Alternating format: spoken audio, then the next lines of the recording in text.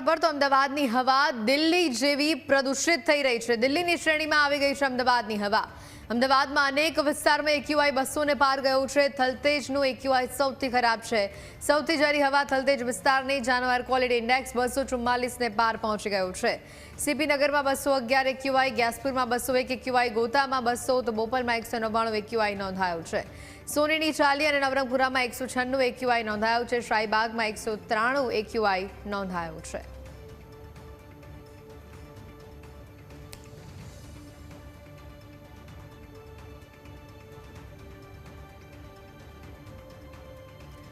અને આ જ અંગે વધુ માહિતી મેળવીશું। સંવાદદાતા આશુતોષ અમારી સાથે સીધા અહીંયા જોડાયા છે। આશુતોષ, જે પ્રમાણે એક્યુઆઈ સતત વધી રહ્યું છે અમદાવાદ શહેરનો, અને બીજી બાજુ હજી હવામાન વિભાગે વાત કરી કે અઠવાડિયા સુધી ઠંડીમાં કોઈ જ વધારો જોવા નહીં મળે। આ બંને બાબતોને જોતા થલતેજ વિસ્તારનો એક્યુઆઈ સૌથી વધુ 244ને પાર।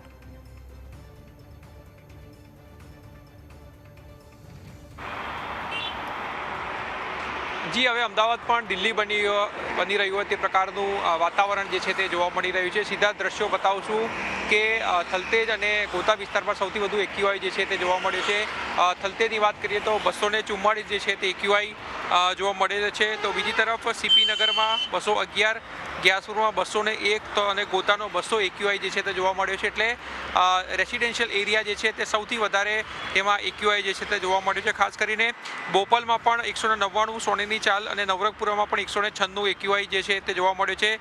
શાહીબાગમાં 193 એક્યુઆઈ જે છે તે જોવા મળ્યો છે। એટલે ડબલ સિઝન જે છે તે જોવા મળી રહી છે। ખાસ કરીને હવામાં પ્રદૂષણ જે છે તે વધતા એક્યુઆઈ જે છે તે 200ને પાર જે છે તે પહોંચી ચૂક્યો છે। અને હેતુની વાત કરીએ તો છેલ્લા 15 દિવસમાં અમદાવાદ શહેરમાં શ્વાસ અને અસ્થમાના કેસોમાં પણ 18 થી 22% વધારો જે છે તે જોવા મળ્યો છે। અને સિનિયર સિટીઝનમાં પણ બ્રોન્કાઇટિસના જે કેસીસ છે તેમાં 15% વધારો જે છે તે જોવા મળ્યો છે।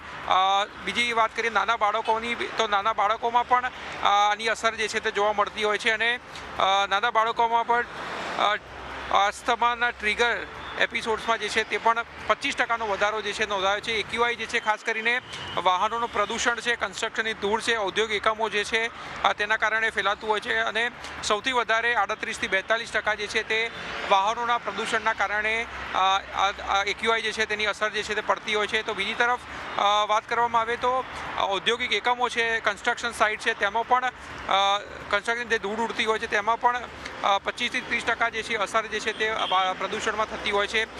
તે જ રીતે કચરાની વાત કરીએ તો 7 થી 10% જે છે અસર થતી હોય છે। એટલે એક્યુઆઈ જે છે તે વધી રહ્યો છે અને ક્યાંક ને ક્યાંક લોકોના સ્વાસ્થ્ય જે છે તેમાં પણ સૌથી વધારે અસર જે છે તે જોવા મળતી હોય છે। એટલે ખાસ કરીને માસ્ક પહેરીને જે છે લોકોએ રસ્તા પર નીકળવું પડે તે પ્રકારની સ્થિતિ જે છે અમદાવાદ શહેરમાં આગામી સમયમાં જોવા મળી શકે છે। કારણ કે છેલ્લા 10 દિવસની વાત કરવામાં આવે તો છેલ્લા 10 દિવસની અંદર જે છે તે એક્યુઆઈમાં સતત વધારો જે છે થઈ રહ્યો છે।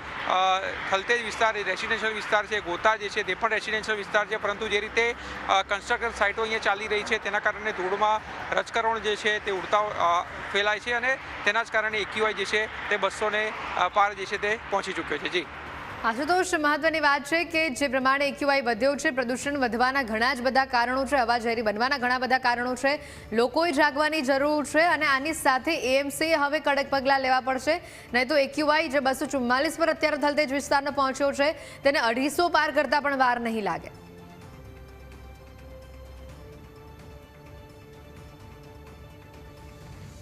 ચોક્કસથી અમદાવાદ મ્યુનિસિપલ કોર્પોરેશન દ્વારા પણ ચોક્કસ પગલાં જે છે તે લેવા જરૂરી બન્યા છે। સ્ટેન્ડિંગ કમિટીના ચેરમેને પોતાએ કબૂલ્યું હતું કે પ્રદૂષણ ઘટાડવા માટે કોર્પોરેશન જે છે તત્પર છે અને મિસ્ટનો જે છે તે છંટકાવ જે છે તે કરવામાં આવશે, પાણીનો છંટકાવ જે છે તે કરવામાં આવશે, જેથી કરીને જે ધૂળના રજકણો જે છે તે હવામાં ન પ્રસરે। પરંતુ એ પ્રકારની કોઈ પણ કાર્યવાહી જે છે તે હજુ સુધી જોવા નથી મળી રહી। બીજી તરફ વાત કરીએ તો જે પ્રકારે રિવરફ્રન્ટ હોય કે વસ્ત્રાપુર ત્યાં એક્યુઆઈના બોર્ડ લગાવવામાં આવ્યા હતા, તે જે મોનિટર કરતા હતા એક્યુઆઈને, લોકોને પણ જાગૃત કરતા હતા, તે પણ છેલ્લા ઘણા સમયથી બંધ છે। એટલે નવી ટેન્ડરિંગ પ્રક્રિયા જે છે તે શરૂ કરવાનું જણાવવામાં આવ્યું છે। પરંતુ જ્યારે શિયાળામાં જેની વધારે ખાસ જરૂર હોય છે ત્યારે જ જો કામ ન કરતું હોય તો ટેન્ડરની પ્રક્રિયા શું કામ કરવી જોઈએ તે પણ એક સૌથી મોટો પ્રશ્ન છે। એટલે પાણીનો છંટકાવ કરવાની વાત કરવામાં આવી હતી, તે પણ જે છે તે ક્યાંય નથી જોવા મળી રહ્યો। તો બીજી તરફ એક્યુઆઈના જે બોર્ડ્સ લગાવવામાં આવ્યા હતા, સાઇન બોર્ડ્સ, તે પણ બંધ જોવા મળી રહ્યા છે. એટલે ક્યાંક ને ક્યાંક કોર્પોરેશન જે છે તે ફક્ત વાતો કરી રહ્યો તેમ પ્રકારનું લાગી રહ્યું છે, કારણ કે AQI જે છે તે ધીરે ધીરે વધી રહ્યો છે અને આગામી એક સપ્તાહમાં 250 ને પાર પણ જે છે આ થલતેજ વિસ્તારનો AQI કરી જાય તો નવાઈની વાત નહીં રહે. જી બિલકુલ આશુતોષ, આભાર સમગ્ર વિગતો બદલ.